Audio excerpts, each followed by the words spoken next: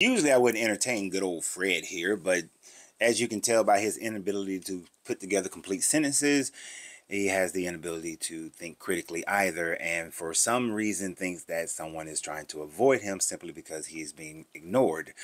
You are being ignored because most of your points have no validation to them, nor do I determine I have determined that you are not worth my time in most cases to render any kind of response to. You are more than welcome to my lives, but you seem not to show up at those times and blame me and say that I am blocking you, to which I have not blocked anyone from the lives who have not rightly deserved so. But I do not recall ever blocking you. Now, as far as your question is not a true and legitimate question. You see, you're trying to put forth an argument to suggest that if a person cannot prove an alternative to your faith belief of where man came from, then therefore your faith belief of where man came from must be correct, because without any other proof, then your faith premise must be the correct one. Well, I can go ahead and tell you right now, I may not be able to prove where man exactly originates from, and no one probably ever will be able to distinguish how man was created and where man exactly comes from. But what we do have proof of is where ancient man has lived for centuries and centuries and millennial upon millennial. We know that your Bible only goes back as far as about 6,400 years ago, which would put it in and around 4,400 BCE. But yet we know that the Sumerian, that the Egyptian Kemetic societies, we know that there were people living in Brazil, recently found a skeletal remains of a man in Brazil that is over 5,000 years old.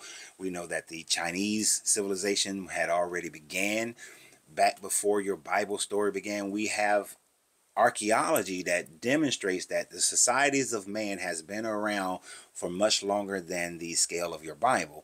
We have Göbekli Tepe and Taran Tepe, which goes back to about 12,000 years old. 12,000 BCE with Taran Tepe, and about 9 to 10,000 BCE with Göbekli Tepe. So we know that those societies in Turkey were established long before then. We also know that Peking man is about 70,000 years old. We also have archaeological finds in Africa that demonstrates that man, Homo erectus, Homo sapien, existed in Africa way back 120,000 years ago, 200,000 years ago.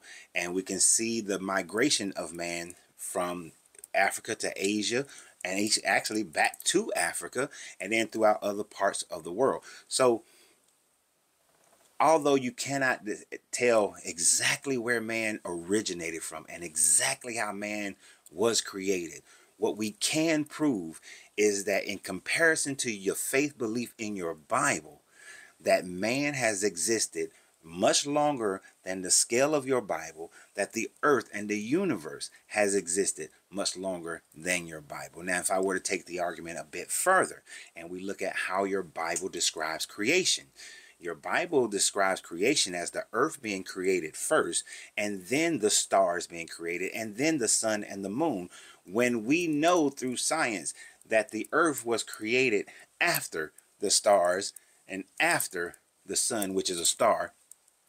But then the earth was created. Now, we still don't know if the moon was created at the same time as the earth, but we do know that those things came to be in a different order than what your book, your Bible shows and what your Bible demonstrates.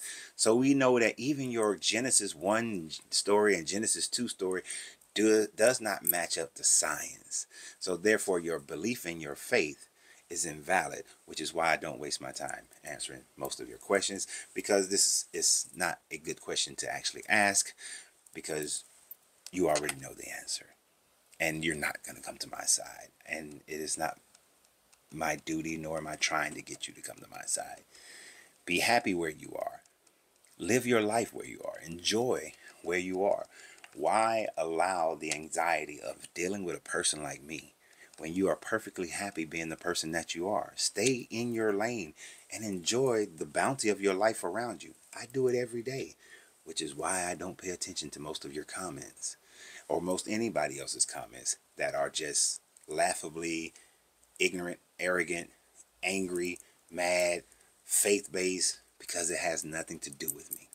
So y'all have a great day, and remember always, you have to free yourself to be yourself because your greatness is non-negotiable. Good journey, good vibration.